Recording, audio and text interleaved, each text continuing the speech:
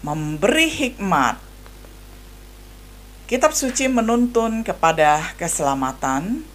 Kitab suci bermanfaat untuk mengajar, bermanfaat untuk menyatakan kesalahan, bermanfaat untuk memperbaiki kelakuan, bermanfaat untuk mendidik orang dalam kebenaran.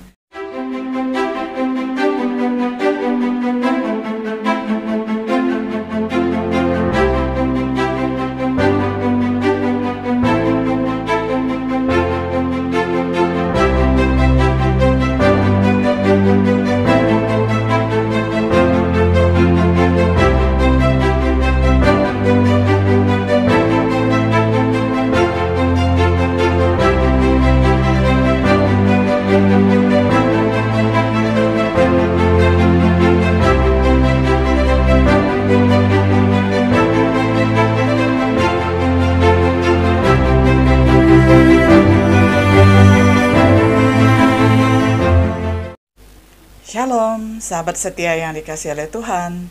Jumpa lagi di dalam acara Renungan Sahabat Setia. Pada hari ini kita akan membahas satu tema tentang lepas dari kejahatan. Dari 2 Timotius 3 ayat 1 hingga ayat ke-17 saya bacakan untuk kita semuanya. Ketahuilah bahwa pada hari-hari terakhir akan datang masa yang sukar. Manusia akan mencintai dirinya sendiri dan menjadi hamba uang. Mereka akan membual dan menyombongkan diri. Mereka akan menjadi pemfitnah. Mereka akan berontak terhadap orang tua dan tidak tahu berterima kasih, tidak mempedulikan agama, tidak tahu mengasihi, tidak mau berdamai, suka menjelekkan orang, tidak dapat mengekang diri, garang, tidak suka yang baik, suka mengkhianat, tidak berpikir panjang, berlagak tahu, lebih menuruti hawa nafsu daripada menuruti Allah. Secara lahiriah mereka menjalankan ibadah mereka, tetapi pada hakikatnya mereka memungkiri kekuatannya. Jauhilah mereka itu, sebab di antara mereka terdapat orang-orang yang menyelundup ke rumah orang lain dan menjerat perempuan-perempuan lemah yang syarat dengan dosa dan dikuasai oleh berbagai-bagai nafsu, yang walaupun selalu ingin diajar namun tidak pernah dapat mengenal kebenaran. Sama seperti Yanes dan Yambres menentang Musa, demikian juga mereka menentang kebenaran. Akal mereka bobrok dan iman mereka tidak tahan uji. Tetapi sudah pasti mereka tidak akan lebih maju, karena seperti dalam hal Yanes dan Yambres, kebodohan mereka pun akan nyata bagi semua orang. Tetapi engkau telah mengikuti ajaranku, cara hidupku, pendirianku, imanku, kesabaranku, kasihku, dan ketekunanku. Engkau telah ikut menderita penganiayaan dan sengsara seperti yang telah kuderita di Antiokhia dan di Ikonium dan di Listra.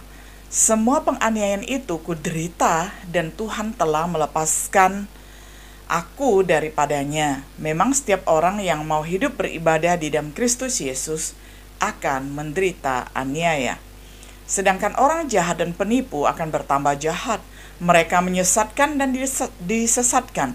Tetapi hendaklah engkau tetap berpegang pada kebenaran yang telah engkau terima dan engkau yakini, dengan selalu mengingat orang yang telah mengajarkannya kepadamu. Ingatlah juga bahwa dari kecil engkau sudah mengenal kitab suci yang dapat memberi hikmat kepadamu dan menuntun engkau kepada keselamatan oleh iman kepada Kristus Yesus.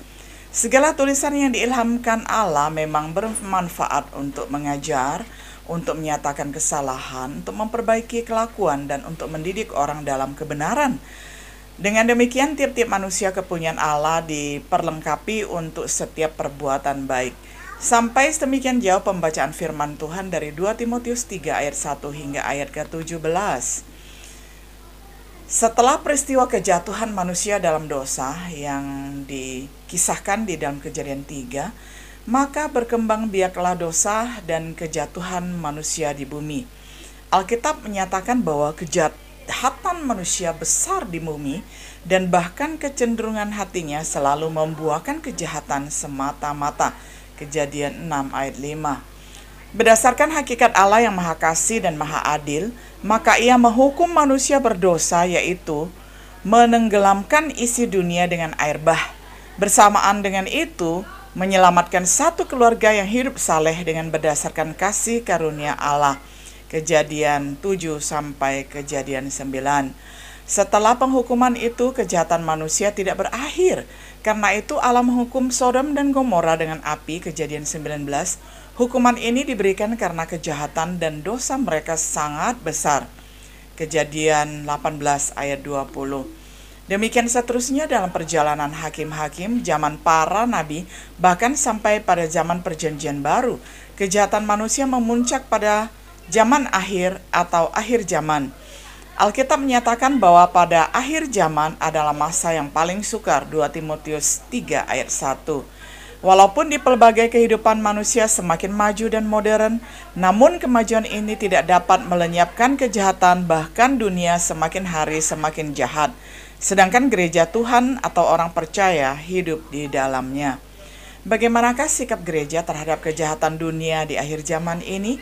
Pada bagian ini kita akan membahas mengenai bentuk kejahatan manusia di akhir zaman dan cara melepaskan diri dari dunia kejahatan manusia di akhir zaman.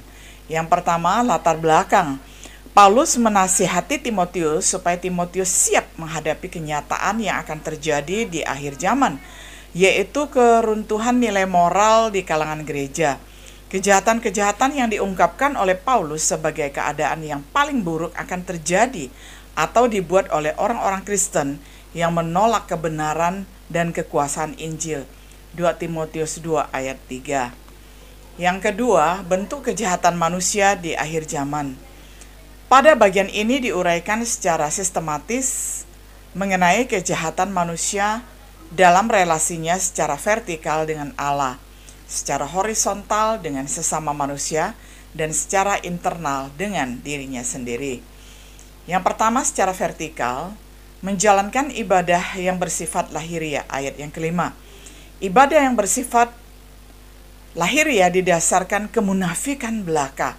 Hal ini dibuat oleh umat Tuhan pada zaman pelayanan Nabi Yesaya, ketika semua ibadah dan korban persembahan umat Tuhan dianggap jijik oleh Tuhan, karena selain mereka aktif beribadah, mereka juga aktif dalam dosa dan kejahatan, sebagaimana tertulis di dalam Yesaya 1 ayat 10 hingga ayat yang ke-15. Hal ini juga dibuat oleh orang-orang Farisi dan ahli-ahli Taurat pada zaman Perjanjian Baru. Sampai pada masa kini, hal ini banyak ditemukan. Masa di mana kita dan hati kita dapat bersaksi mengenai ibadah yang megah, yang sebenarnya tidak lebih daripada glamor atau pesta pora. Bahkan yang ditekankan dari ibadah yang bersifat lahiriah ialah memungkiri makna ibadah tersebut. Berikutnya, tidak memedulikan agama, ayat yang kedua. Manusia tidak lagi memedulikan nilai-nilai moral yang diajarkan oleh agama. Perasaan mereka telah tumpul dan menaruh diri mereka pada perbuatan-perbuatan amoral. Dengan demikian, mereka tidak lagi membutuhkan Tuhan. Secara horizontal, menjadi pemfitnah di ayat yang kedua. Orang yang berkata-kata tanpa perasaan hormat mengenai Allah atau sesama manusia. Lalu mereka menjadi pemberontak kepada orang tua, tidak tahu berterima kasih, tidak tahu mengasihi di ayat yang ketiga. Kata mengasihi yang dipakai di dalam teks ini adalah philia, bahasa Yunani, yaitu mengasihi sesama manusia. Namun, manusia akhir zaman tidak dapat mengasihi lagi, melainkan hanya mengasihi dirinya sendiri. Tidak mau berdamai, ayat yang ketiga. Kata aspondos dari bahasa Yunani menyatakan mengenai seseorang yang tidak mau membuat perjanjian damai, melainkan permusuhan. Dalam hal ini tidak suka yang baik dalam relasinya dengan sesama, suka menjelekkan orang, suka mengkhianati, dan secara internal mencintai diri sendiri di ayat yang kedua. Egoisme manusia di akhir zaman, kasih kepada Allah dan sesama manusia sudah tidak ada lagi. Semua dipusatkan untuk diri sendiri ataupun egosentris. Berikutnya, menjadi hamba uang di ayat yang kedua, diperbudak oleh uang. Bukannya kita yang mengatur menjadi tuan dari uang, tetapi malah menjadi hamba uang, lalu menyombongkan diri, tidak dapat mengekang diri, tidak berpikir panjang, berlagak tahu, lebih menuruti hawa nafsu. Kemudian yang ketiga, cara melepaskan diri dari dunia kejahatan manusia di zaman akhir ini. Yang pertama adalah menjauhi dunia kejahatan manusia di zaman akhir.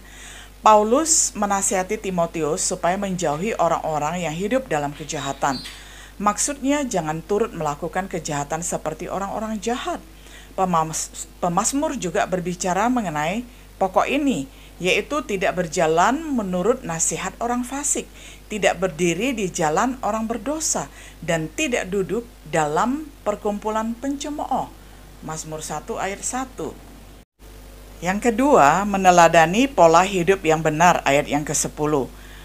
Paulus mengingatkan Timotius mengenai sikapnya yang baik, yaitu meneladani dia di dalam segala hal yang baik dan benar, yaitu meneladani ajaran yang benar, cara hidup yang benar, pendirian yang benar, iman yang benar, kesabaran, kasih, ketekunan.